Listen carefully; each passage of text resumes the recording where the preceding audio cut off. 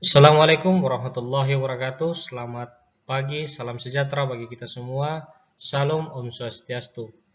Baik, pada kesempatan ini kami dari kelompok 6 akan mempresentasikan hasil kerja kami, yaitu dengan judul Otonomi dan Desentralisasi Pemerintahan Daerah. Sebelumnya saya akan memperkenalkan diri. Nama saya Arif Waindani beserta rekan saya yang pertama yaitu Fadil Asyuri, Yoka Putra Novantolomi, Farah Khairunisa, dan Niken Putri Hasanah. Baik, selanjutnya akan dijelaskan oleh rekan saya.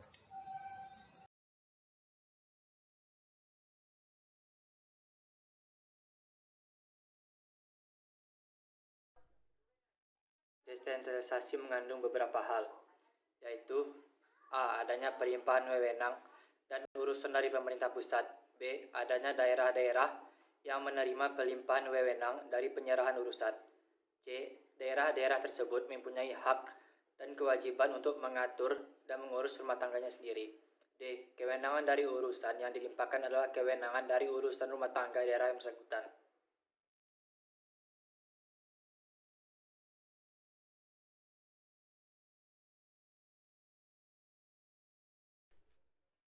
Manfaat desentralisasi. Pakar-pakar menyimpulkan bahwa melalui desentralisasi, tugas-tugas pemerintah dan pembangunan akan memperoleh manfaat, yaitu sebagai berikut. 1. Efisiensi dan efektivitas pelaksanaan tugas pemerintahan. Yang kedua, kemungkinan melakukan inovasi. 3. Meningkatkan motivasi moral, komitmen, dan produktivitas. Tujuan desentralisasi. Terdapat 3 tujuan desentralisasi, yaitu yang pertama tujuan politik, untuk menciptakan suprastruktur dan infrastruktur politik yang demokratis dan berbasis pada kelautan rakyat. Hal ini diwujudkan dalam bentuk pemilihan kepala daerah dan legislatif secara langsung oleh rakyat. Contohnya adalah pemilihan kepala daerah ataupun lain-lain secara demokratis yang dilaksanakan di daerah. Selanjutnya, tidak sedikit orang yang mengira bahwa otonomi daerah baru mulai ada di Indonesia setelah Undang-Undang Nomor 22 Tahun 2009 tentang pemerintahan daerah ditetapkan. Padahal tidak demikian. Otonomi daerah telah ada sejak masa penjajahan Belanda. Dari beberapa sumber, antara lain hasil penelitian dari Liang Gie tahun 1962 sampai 1965 tentang desentralisasi dalam bidang pemerintahan, diperoleh pengetahuan mengenai riwayat otonomi daerah di Indonesia berikut besarannya pada masa penjajahan Belanda, masa penjajahan Jepang, dan masa penjajahan setelah NKRI berdiri sampai sekarang. Desentralisasi dalam zaman penjajahan Jepang. Pemerintah Jepang ketika masuk ke Indonesia memberikan banyak perubahan terkhusus desentralisasi dari Belanda. Pembagian daerah yang dilakukan oleh Jepang sangat tak terperinci ketimbang Belanda. Awal masuk ke Indonesia, Jepang langsung membagi daerah bekas jajahan Belanda menjadi 3 bagian wilayah kekuasaan yang dilakukan oleh komando angkatan masing-masing yang disebut Gunseikan.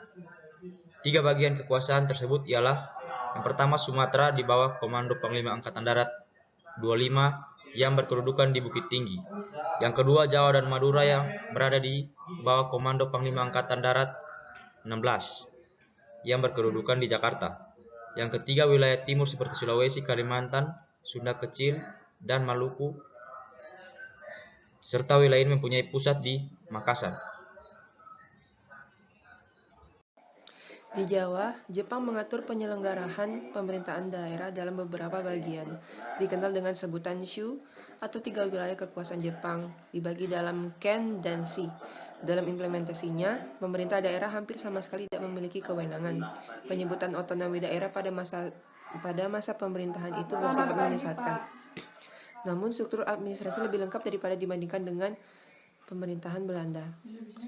Struktur administrasi tersebut adalah Panglima Balantera Jepang atau asisten Wedana, pejabat militer Jepang atau lurah atau kepala desa, presiden atau kepala dusun, bupati, RT atau RW, Wedana, kepala rumah tangga.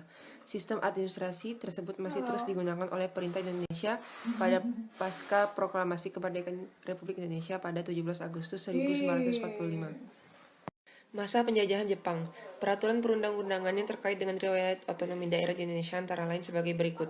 1. Undang-Undang Nomor 1 Tahun 1942 tentang menjalankan pemerintah bala tentara. Menurut undang-undang ini, wilayah bekas jajahan Belanda dibagi menjadi 3 daerah pemerintahan, yaitu 1. Daerah pemerintahan militer Jawa dan Madura yang dijalankan oleh Angkatan Darat dan berkedudukan di Jakarta. 2. Daerah pemerintahan militer Sumatera yang dijalankan oleh Angkatan Darat dan berkedudukan di Bukit Tinggi. 3. Daerah pemerintahan militer Sulawesi, Kalimantan, Nusa Tenggara, Maluku, dan Irian Barat yang dijalankan oleh Angkatan Laut dan berkedudukan di Makassar. Undang Nomor 27 Tahun 1942 tentang perubahan tata pemerintahan daerah. Menurut undang-undang ini, Jawa dibagi ke dalam beberapa syu, keresidenan, kabupaten, dan kota praja. 3. Undang-Undang Nomor 28 Tahun Undang-Undang 2 tentang pembentukan beberapa keresidenan dan kota praja luar biasa Jakarta.